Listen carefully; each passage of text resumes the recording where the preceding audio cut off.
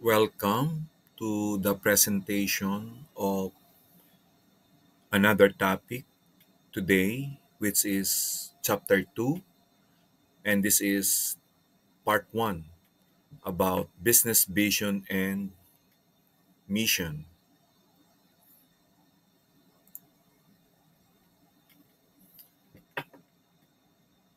You have here the different learning objectives, and there are six learning objectives, which in the discussions will be discussed.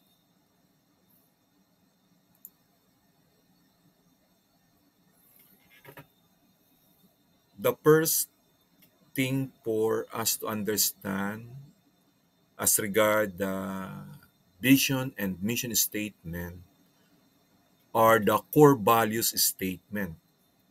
So it specifies a firm's commitment to integrity, fairness, discipline, equal employment opportunity, teamwork, accountability, continuous improvement, or other such exemplary attributes. Do you know of the FEU core values?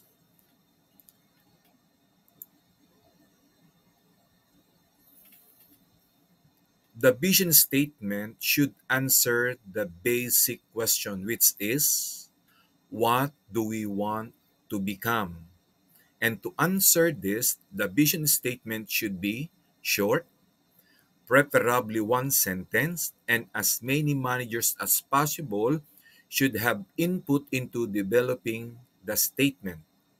And the vision statement should reveal the type of business the firm engages. About the mission statement, it's a declaration of an organization's reason for being. It answers the pivotal question, what is our business? It is essential for effectively establishing objectives and formulating strategies.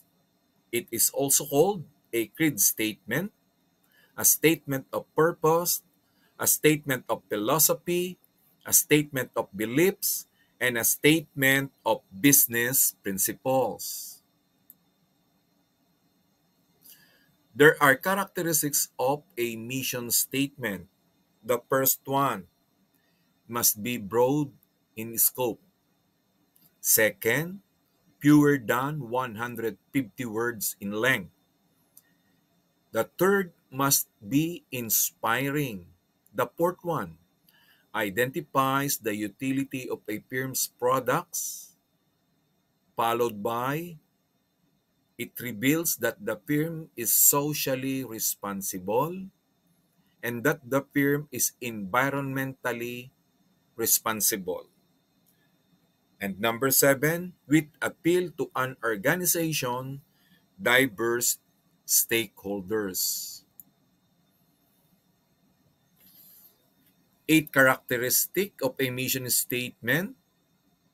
It includes nine components, and these are customers, products or services, markets, technology, concern for survival, growth, profits, philosophy, self-concept, concern for public image, and concern for employees.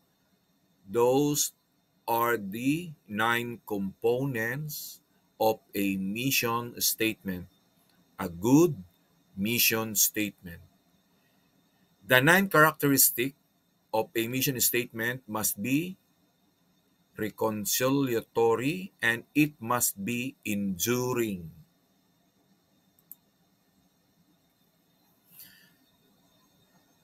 In this slide, you will find here the 10 benefits of having a clear mission. I'll read the first one. Achieve clarity of purpose among all managers and employees. And the last one is achieve synergy among all managers and employees. Here is an example of a mission statement, which is the Hershey mission statement. It states, "We bring sweet moments of Hershey happiness to the world every day." The author's comment on Hershey's mission statement.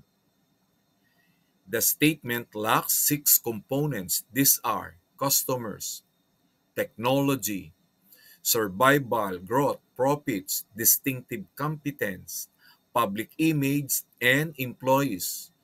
The total number of words of Hershey's mission statement are 12 words only. And in this slide, you will find the proposed or revised mission statement for Hershey, consisting of 73 words and constructed using the 9 components. And that's the end of Chapter 2, Part 1. Prepare for the activity.